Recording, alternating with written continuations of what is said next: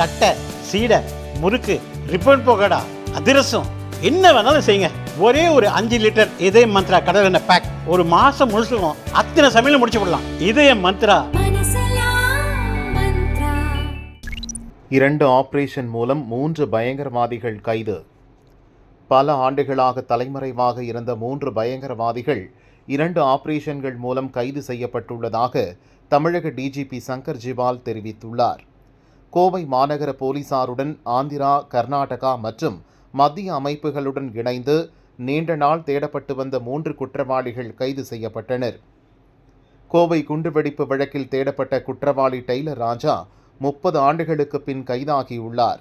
கர்நாடகாவில் பதுங்கியிருந்த டெய்லர் ராஜாவை தமிழ்நாடு பயங்கரவாத தடுப்பு படை கைது செய்துள்ளது. அபுபக்கர் சித்திக் மீது தமிழகத்தில் 5 வழக்குகளும், கேரளாவில் 2 வழக்குகளும், கர்நாடகா, ஆந்திராவில் தலா 1 வழக்குகளும் உள்ளன. முகமது அலி 1999இல் குண்டுவெடிப்பு சம்பவம் உள்பட 7 வழக்குகள் உள்ளன. ஆந்திராவின் கடப்பாவில் கைது செய்யப்பட்டுள்ளார். விசாரணை தொடர்ந்து வருகிறது. கடந்த 8 ஆண்டுகளாக தமிழக போலீசார் சிறப்பாக செயல்பட்டுள்ளனர். வரும் காலங்களில் தமிழகத்தில் பயங்கரவாத செயல்பாடுகள் மற்றும் கடுமையான குற்றங்கள் நடக்காது என்ற நிலை உறுதி செய்யப்பட்டுள்ளது. குற்றங்கள் நடைபெறாமல் தடுக்க அனைத்து நடவடிக்கைகளும் எடுக்கப்பட்டு வருகிறது என டிஜிபி சங்கர் ஜிவால் தெரிவித்தார்.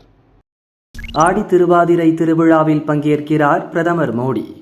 அரியலூர் மாவட்டம் கங்கைகொண்ட சோழபுரத்தில் உலக புகழ்பெற்ற பிரகதீஸ்வரர் கோவிலை மாமன்னர் ராஜேந்திர சோழன் கட்டினார். ஜூலை 27ஆம் தேதி ஆடி திருவாதிரை நட்சத்திர தினத்தில் அவரது பிறந்த நாள் வருகிறது. இந்நாளை அரசு விழாவாக கொண்டாட வேண்டும் என்று கடந்த 2021இல் தமிழக அரசு உத்தரவிட்டு விழா நடத்தி வருகிறது. இந்த ஆண்டு கங்கைகொண்ட சோழபுரத்தில் ஆடி திருவாதிரை விழா வரும் 27ஆம் தேதி நடக்கிறது. விழாவில் பிரதமர் நரேந்திர மோடி சிறப்பு விருந்தினராக பங்கேற்க உள்ளார். பிரதமரின் பாதுகாப்பு அதிகாரிகள், மத்திய அரசு அதிகாரிகள், இந்திய தொல்லியல் துறை அதிகாரிகள், இந்து சமய அறநிலையத்துறை அதிகாரிகள் மற்றும் போலீஸ் உயர் அதிகாரிகள் கங்கைகொண்ட சோழபுரத்தில் முகாமிட்டு தேவையான பாதுகாப்பு ஏற்பாடுகளை செய்து வருகின்றனர். அரியலூர் கலெக்டர் ரத்தினசாமி, மாவட்ட எஸ்பி தீபக் சிவாஜ் உள்ளிட்ட அதிகாரிகள் கங்கைகொண்ட சோழபுரத்தில் பிரகதீஸ்வரர் கோவிலில் விழா நடக்கவுள்ள இடத்தை பார்வையிட்டு ஆய்வு செய்தனர். தேவையான பாதுகாப்பு ஏற்பாடுகள் செய்வது குறித்து போலீஸ் மற்றும் அலுவலர்களுடன் ஆலோசனை நடத்தினார். விழாவிற்கு வரும் பொதுமக்களுக்கு தேவையான அனைத்து ஏற்பாடுகளையும் மாவட்ட நிர்வாகம் செய்து வருகிறது. மாவீரன் அழகு முத்துக்கோன் பிறந்த நாள், அரசியல் தலைவர்கள் மரியாதை. ஆங்கிலேயருக்கு எதிராக போரிட்டு வீர மரணம் அடைந்த விடுதலை போராளி மாவீரன் அழகு முத்துக்கோனின் பிறந்த நாளை முன்னிட்டு அரசியல் கட்சி தலைவர்கள் மரியாதை செலுத்தியுள்ளனர். முதல்வர் ஸ்டாலின் அடிமைப்பட்டு உயிர் வாழ்வதை விட சுதந்திர மனிதனாய் உயிர் விடுவோம் என்று முழக்கமிட்டு விடுதலை வேட்டைக்கான விதையை தமிழ் மண்ணில் ஆழ ஊன்றிய வீரர் அழகு முத்துக்கோனின் தியாகம் அணையாமல் நம்முள் கனன்று கொண்டே இருக்கட்டும் என தெரிவித்தார். தாய்மண்ணின் உரிமைக்காக பிரிட்டிஷ் சர்வாதிகாரத்திற்கு எதிராக முதல் குரல் கொடுத்து வெள்ளையர்களை வீறு கொண்டு எதிர்த்த சுதந்திர போராட்ட வீரர் அழகு முத்துக்கோன் அவர்களின் 268வது குரு பூஜை விழாவில் அவரின் தியாகத்தையும் வீரத்தையும் போற்றி வணங்குகிறேன் என எதிர்க்கட்சித் தலைவர் எடப்பாடி பழனிசாமி தெரிவித்தார். பிரதமர் மோடி தலைமையிலான மத்திய அரசு 2015ஆம் ஆண்டு மாவீரன் அழகு முத்துக்கோனின் வீரத்தை போற்றி தபால் தலை வெளியிட்டு புகழ் சேர்த்தது பெருமைக்குரியது என பாஜக மாநில முன்னாள் தலைவர் அண்ணாமலை தெரிவித்தார். இந்திய சுதந்திர போராட்டத்தின் தொடக்க புள்ளிகளில் ஒருவரான மாவீரன் அழகு முத்துக்கோன் புகழ் போற்றி வணங்குகிறோம் எனவும் குறிப்பிட்டுள்ளார்.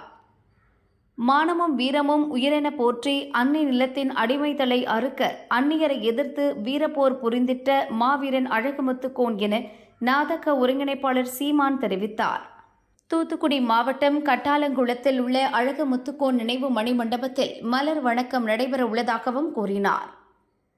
வீரமும் ஈரமும் நிறைந்த தமிழ் மண்ணில் ஆங்கிலேயர்களை எதிர்த்து கிளர்ச்சி செய்த மாவீரர் அழகு முத்துக்கோன் பிறந்த நாளில் அவரது தீரத்தையும் தியாகத்தையும் எந்நாளும் போற்றுவோம் என தமிழக வெற்றிக் கழகத்தின் தலைவர் விஜய் குறிப்பிட்டுள்ளார். ஒரே நேரத்தில் 5 IAS அதிகாரிகளை மன்னிப்பு கேட்க வைத்த பள்ளி வழக்கு. கடலூர் மாவட்டம் கூத்தப்பாக்கத்தில் பழமையான தேவநாத சுவாமி கோவில் உள்ளது. இந்த கோவிலுக்கு சொந்தமான 3.40 ஏக்கர் நிலத்தில் புனித ஜோசப் மெட்ரிக் பள்ளி இயங்கி வந்தது. கோவில் நிலத்தை ஆக்கிரமித்த பள்ளியை அகற்ற வேண்டும் என பாஜக நிர்வாகி வினோத் ராகவேந்திரன் பொதுநல வழக்கு தொடர்ந்தார். இந்த வழக்கை விசாரித்த சென்னை ஹைகோர்ட் பள்ளியை அப்புறப்படுத்தி அதற்கு மாற்று இடம் ஒதுக்க வேண்டும், மீட்கப்பட்ட கோவில் நிலத்தை கோவில் நிர்வாகத்திடம் ஒப்படைக்க வேண்டும் என கடந்த 2024 உத்தரவிட்டிருந்தது. ஆனால் இதுவரை கோவில் நிலம் மீட்கப்படவில்லை. ஹைகோர்ட் உத்தரவை நிறைவேற்றாததை எதிர்த்து வினோத் ராகவேந்திரன் கோர்ட் அவமதிப்பு வழக்கு தொடர்ந்தார். ஜூன் 24 இந்த வழக்கு ஹைகோர்ட் நீதிபதிகள் ஸ்ரீராம், சுந்தர்மோகன் அடங்கிய பெஞ்ச் முன்பாக விசாரணைக்கு வந்தது. இந்த விவகாரத்தில் நடவடிக்கை எடுக்க தவறிய IAS அதிகாரிகள் அமுதா, மதுமதி, சந்திரமோகன், ஸ்ரீதர், சிபி ஆதித்யா, செந்தில்குமார் ஆகியோரும், அறநிலையத்துறை அதிகாரிகள் பரணிதரன், வெங்கடகிருஷ்ணன் ஆகியோரும் ஜூலை 10 கோர்ட்டில் ஆஜராக வேண்டும் என உத்தரவிட்டனர். இந்த வழக்கு நேற்று விசாரணைக்கு வந்தது. அப்போது தமிழக வருவாய்த்துறை செயலர் அமுதா உட்பட அனைத்து அதிகாரிகளும் ஆஜராகினர். கோர்ட் உத்தரவை அமல்படுத்த தவறியதற்கு மன்னிப்பு கேட்டு பிரமாண பத்திரம் தாக்கல் செய்தனர். இதையடுத்து அரசு தரப்பில் கூடுதல் தலைமை வக்கீல் ரவீந்திரன் ஆஜரானார். கடலூர் மாவட்டம் புவனகிரி அருகே பெரியப்பட்டு கிராமத்தில் பள்ளிக்கு 4.73 ஏக்கர் நிலம் ஒதுக்கப்பட்டுள்ளதாக கூறி அதற்கான ஆவணங்களை தாக்கல் செய்தார். தொடர்ந்து பள்ளி நிர்வாகம் தரப்பில் ஆட்சேபனை தெரிவிக்கப்பட்டது. அரசு ஒதுக்கியுள்ள இடம் கடலூரிலிருந்து 32 கிலோமீட்டர் தூரத்தில் இருக்கிறது. அங்கு குவாரிகள் செயல்பட்டு வருகின்றன. முறையான சாலை வசதி இல்லை. எனவே கடலூர் நகரில் 5 கிலோமீட்டர் சுற்றளவுக்குள் பள்ளிக்கு நிலம் ஒதுக்கி தர வேண்டும் என கோரப்பட்டது. இதற்கு பதில் சொன்ன அரசு தரப்பு, தற்போது பள்ளிக்காக ஒதுக்கப்பட்ட இடத்துக்கு சாலை வசதி ஏற்படுத்தி தரப்படும் என உறுதியளித்தது. அனைத்து தரப்பு வாதங்களையும் கேட்ட நீதிபதிகள், பள்ளி தரப்பில் விருப்பப்பட்டால் வேறு இடத்திலும் இடம் ஒதுக்க சொல்லி அரசுக்கு விண்ணப்பிக்கலாம் என்றனர். கோர்ட் அவமதிப்பு வழக்கை முடித்து வைத்தனர். அரசியல்வாதியாதான பாத்தீங்க, ஓய்வுக்கு பின்னர் என் திட்டமே வேற. பிரதமர் மோடி ஓய்வு பெறவிருப்பதாக அவ்வப்போது தகவல் வெளியானாலும் பாஜக அதனை மறுத்து வருகிறது. தற்போது அவருக்கு 74 வயதாகிறது. 75 வயதில் ஓய்வு பெறக்கூடும் என 2024 தேர்தல் முடிவுகளின் போதே பேசப்பட்டது. ஒருவேளை மோடி ஓய்வு பெற்றால் அவருக்கடுத்து மத்திய அமைச்சர் அமித்ஷா அந்த இடத்திற்கு வருவார் என்கின்றனர் பாஜகவினர். இந்நிலையில் அமித்ஷாவை தனது அரசியல் ஓய்வு குறித்து பொதுவெளியில் பேசியிருக்கிறார். பாஜக மகளிர் அணியினர் மற்றும் கூட்டுறவுத்துறையைச் சேர்ந்த பெண்கள் முன்னிலையில் இது பற்றி பேசினார். அரசியலிலிருந்து ஓய்வு பெற்றதும் வேதம், உபன்யாசம் மற்றும் இயற்கை விவசாயத்தில் எனது நேரத்தை செலவிட முடிவு செய்துள்ளேன். ரசாயன உரங்களை பயன்படுத்தி விளைவிக்கப்படும் கோதுமையால் புற்றுநோய், இரத்த அழுத்தம், நீரிழிவு, தைராய்டு போன்ற பிரச்சனைகள் வருகிறது. ரசாயன உரங்கள் கலக்காத உணவுகளை எடுத்துக்கொள்வதன் மூலம் நாம் மருந்து எடுத்துக்கொள்ள வேண்டிய அவசியம் இருக்காது. இயற்கை விவசாயம் நோய்களை கட்டுப்படுத்துவதோடு மகசூலையும் அதிகரிக்கிறது. நானும் எனது தோட்டத்தில் இயற்கை விவசாயம் செய்து கொண்டிருக்கிறேன். இதில் 1.5 மடங்கு அதிகமாக மகசூல் கிடைக்கிறது. இயற்கை விவசாயத்தில் அதிகப்படியான சுற்றுச்சூழல் நன்மைகள் இருக்கிறது. அதிக மழை பெய்யும் போது பொதுவாக பண்ணையிலிருந்து தண்ணீர் வெளியேறும். ஆனால் இயற்கை விவசாயத்தில் ஒரு துளி கூட தண்ணீர் வெளியேறாது. அது மண்ணுக்குள் சென்றுவிடும். ஏனென்றால் இயற்கை விவசாயம் நீர்பிடிப்பு பாதைகளை உருவாக்க அனுமதிக்கிறது. அதிகப்படியான உரங்களை பயன்படுத்துவது அந்த நீர்பிடிப்பு பாதைகளை அழித்துவிட்டது. விவசாயத்தில் செயற்கை உரங்களை பயன்படுத்துவதால் பல பாதிப்புகள் ஏற்படுகிறது. மண்புழுக்கள் இயற்கை உரங்களை உற்பத்தி செய்கின்றன.